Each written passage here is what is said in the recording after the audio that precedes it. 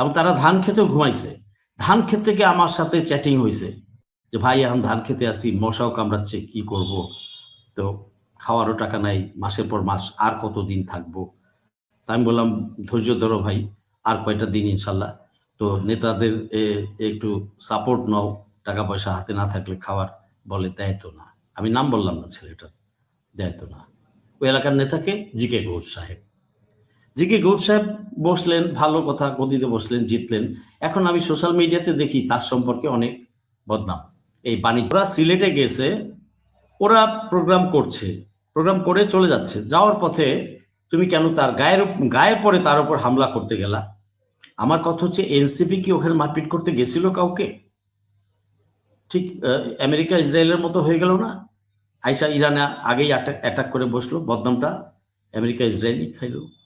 তো ঠিক এখন বদনামটা তো বিএনপির ঘাড়ে পড়ে গেছে, কিছু তো করার নাই বিএনপির। এখন বিএনপি সরকারে আছে, যে দলটা সরকারে থাকে সেই দলের লোকজনকে একটু সহনশীল হইতে হয়, একটু বেশি জনমুখী হতে হয়, অন্যদের সাথে সুসম্পর্ক গড়ে তুলতে হয়, যাতে দল সুনামের সাথে ক্ষমতায় থাকে এবং দল জনগণের কাছে শত্রু প্রমাণিত না হয়, জনগণের জীবনযাত্রাকে যেন বিষিয়ে না তোলে।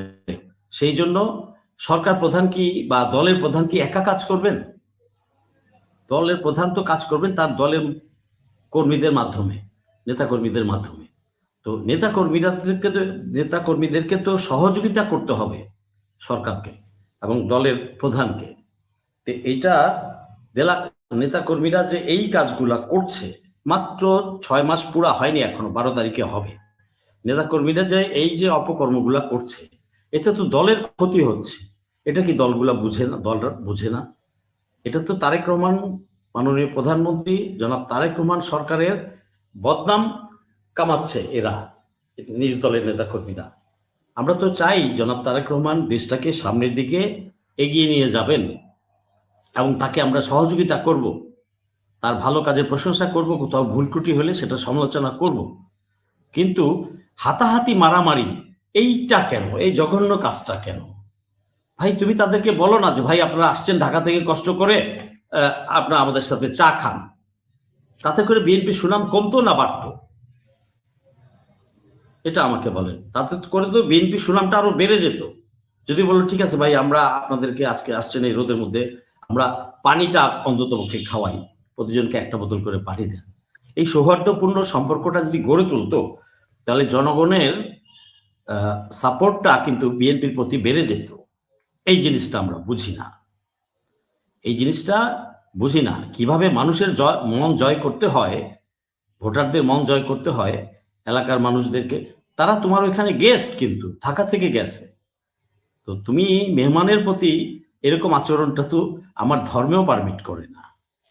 প্রতিযোগিতা থাকবে, প্রতিযোগিতা রাজনৈতিক মাঠে প্রতিযোগিতা থাকবে, সেটা সুষ্ঠুভাবে ভদ্রভাবে হওয়া উচিত। আচ্ছা, এখন ওখানকার নেতা নেত্রীদের কিন্তু দায় দায়িত্ব বর্তায় তাদের উপরে। আমি শিওর, আমি নিশ্চিত যে মাননীয় প্রধানমন্ত্রী জনাব তারেক রহমানের এই জিনিসটা দৃষ্টিগোচর হয়েছে এবং উনি ব্যবস্থা নেবেন, এ ব্যাপারে আমার আস্থা আছে। এখন আমার কোনো ভাই বলবে আপনি কি বিএনপিকে সাপোর্ট করতেছেন? না, এখানে সাপোর্টের কিছু না, এখানে হচ্ছে সরকার প্রধানের কিছু দায়িত্ব আছে, দলের প্রধানের দায়িত্ব আছে। উনি কিন্তু আমাদের সকলের প্রধানমন্ত্রী, শুধু কিন্তু বিএনপির প্রধানমন্ত্রী না, উনি সারা বাংলাদেশের প্রধানমন্ত্রী।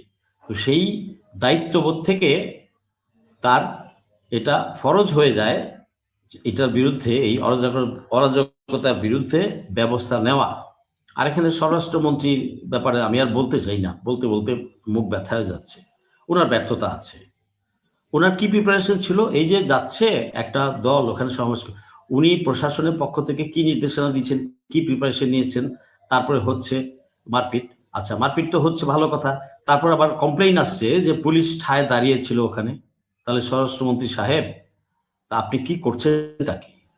What was your preparation? আপনার হোম টাস্ক কি ছিল? আপনার প্রায়র প্রিপারেশন কি ছিল এ ব্যাপারে?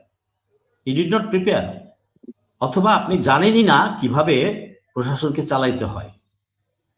তো এই ক্ষেত্রে এটা খুবই লজ্জাজনক আমাদের জন্য। আর আমরা এই রক্ত দিয়ে এই হারিয়ে যাওয়া স্বাধীনতাটাকে আবার ফিরিয়ে এনেছি।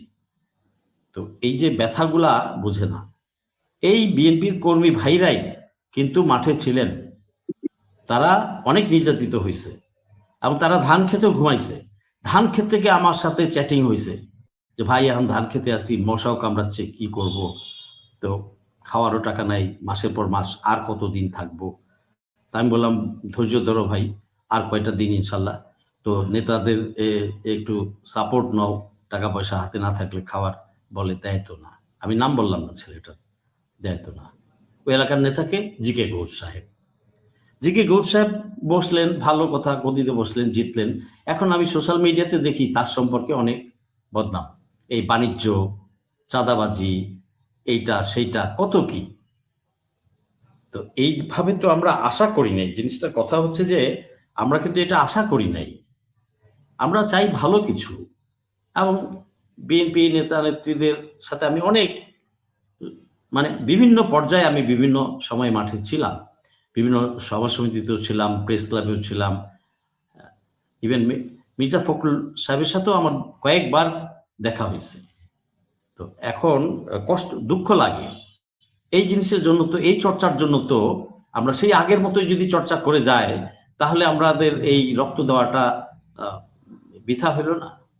এটা তো আমরা চাইনি। আমরা চাই আমাদের সন্তানরা, এই আমার সন্তান তুল্য, আমার সন্তানের ছোট কনক, আমি সরি কনক, আমি ইয়ের জন্য অন্যভাবে বলছি না, মানে বয়স অনুপাতে দেখেই বললাম।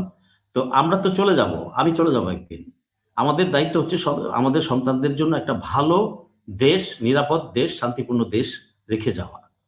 এইখানে আমি আরো শুনেছি গ্রাউন্ড থেকে আজকে এই 8:15 দিকে যে ওদের ওখানকার লোকাল নেতাদের পেট্রোনাইজেশন ছিল, এটাও শুনেছি। এখন এটার প্রমাণ চাবেন? এটা কি প্রমাণ দিব আমি? আমি তো গ্রাউন্ড থেকে ফোনে রিপোর্ট নিয়েছি, এটা তো কোনো প্রমাণ হয় না। আর আমি তো ওই ধান্দাবাজও না যে ওর বক্তব্য তার রেকর্ড করে রাখবো, আপনাদেরকে শোনাবো। কেন ওই ছেলেটার ক্ষতি আমি কেন করবো? এটা বুঝতে হবে। আমি যখন যেখানে কিছু ঘটে, আমি ওই এলাকার যারা ফেসবুকে আছে, আমার ফ্রেন্ড লিস্টে আছে, আমি খবর নেই। হ্যাঁ, দুইজনের কাছ থেকে আমি খবর নিয়েছি। তো এখন কথা হচ্ছে এটা তো সম্পূর্ণভাবে অনাকাঙ্ক্ষিত। এবং মৌলভীবাজার 2 আসনে মনে আছেন কি নাম, শওকত ইসলাম, শকু ভাই, তো আমার ওই ভাই চিনবেন হয়তো, নাম শুনে থাকবে। তারাও তো এই যে বলছে যে এরা যদি, বাচ্চা ছেলেরা যদি উল্টাপাল্টা বক্তব্য দেয়, তাদের হাত পা ভেঙে দেবো। আর একজন নেতা পর্যায়ে এই কথাগুলো বলা যায় না, বলতে হয় না পাবলিক মিটিংয়ে। কেন বললেন? এতে করে কর্মীরা অথবা বাইরের যে ছেলেপেলেরা, কর্মীদের সাথে যারা ভিতরে ঢুকে থাকে, আওয়ামী লীগেরও কিছু লোক ঢুকে গেছে, তো এরা তো এইটাকে সুযোগ করে নেয়, এই সুযোগটা তারা গ্রহণ করে। তো এটা তো কাম্য না। তো নেতা নেত্রী পর্যায়ে যারা আছেন, তারা তো দায়িত্বশীল ব্যক্তি, তাদের কাছ থেকে আমরা ভালো কিছু আশা করি। তারা বরঞ্চ ভালো গাইডলাইন দিতে পারতো এদেরকে, যে কোথাও কোনো যেন ট্রু শব্দ কেউ না করো, পারলে এদের হেল্প করবা, না পারলে চুপচাপ থাকো, যার যার মতো। ওরা গেছে, ওরা চলে আসবে, ওরা থাকতে গেছে নাকি? ওখানে তো ওরা মাসের পর মাস থাকবে না, বছরের পর বছর থাকবে না, কারো জমি জমায় তো হাত দেয়নি, ক্ষতিও করতে যায়নি। তো এই ধরনের জিনিসগুলোতে এটা একটা দলকে একটা বিব্রতকর অবস্থায় ফেলেছে, পুরা দলটাকে, দলের প্রধানকে, সরকারকে বিব্রতকর অবস্থায় ফেলেছে। এটা দায় দায়িত্ব বর্তাবে ওই এলাকার নেতা নেত্রীদের উপরে। আমি শিওর কেন্দ্র থেকে নিশ্চয়ই আমাদের মাননীয় প্রধানমন্ত্রী এটার ব্যাপারে একটা ব্যবস্থা নেবেন, এটা আমি বিশ্বাস করি, ব্যবস্থা নেবেন উনি। কারণ আর আরেকটা জিনিস, এই যে এই কাজগুলো করছে, এই কাজগুলো বাইরের ইন্ধন দিচ্ছে তো বাইরের লোক, যারা দলের ভালো চায় না, যারা দেশের ভালো চায় না, তারেক রহমানের সরকারকে আবার টালমাটাল অস্থির করে রাখতে চায়, দেশটাকে অস্থির করে রাখতে চায়, তারা এটাতে হয়তো ফুয়েল দিবে, না দিয়ে থাকলে দিবে এখন থেকে এই ধরনের। তাতে পরে আমাদের কারোর কোনো লাভ হবে? সবারই তো ক্ষতি হলে সবারই ক্ষতি। আমার দেশটা স্টেবল থাকুক, সরকার সামনের দিকে ভালো কাজ করুক, উন্নয়ন করুক, মানুষের জীবনযাত্রা নিয়ে ভাবুক, কোনো উন্নয়নমূলক কাজকামের পরিকল্পনা করুক, সেটা আমরা চাই।